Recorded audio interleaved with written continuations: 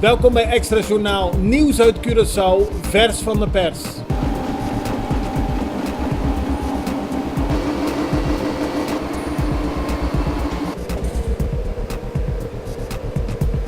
En dit is het nieuws van vandaag.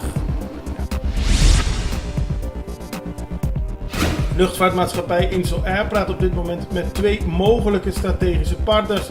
Er is geen sprake van exclusiviteit, dat betekent dat er met beide open gesproken kan worden. Dat zegt de nieuwe voorzitter van de Raad van Bestuur van Insel-Air, Lars de Brabander. Volgens hem kan er op korte termijn een akkoord worden gesloten met een van de strategische partners. De vechtpartij bij Berg Altena liep gisteren aardig uit de hand. Bij een minimarket kwamen 2 mannen elkaar tegen die al langer ruzie hadden. Een discussie leidde tot een gevecht. Daarbij werd gestoken met een mes en werd geslagen met een fles. Een derde persoon probeerde de boel te sussen, maar raakte ook gewond. De politie heeft het verder in onderzoek.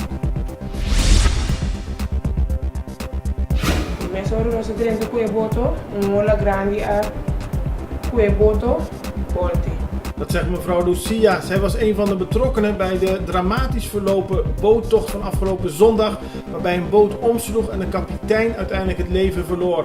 Volgens mevrouw Lucia kwam er opeens een harde golf bij Oostpunt die de boot deed omslaan, maar er was nog een ander probleem.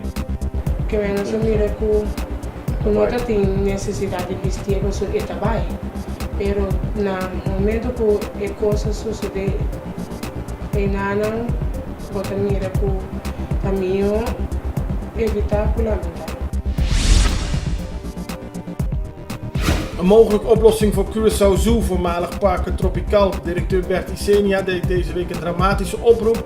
Volgens hem lagen de aanvragen voor de uitbreiding van Parque Tropical al jaren op een stapel zonder dat er naar werd gekeken.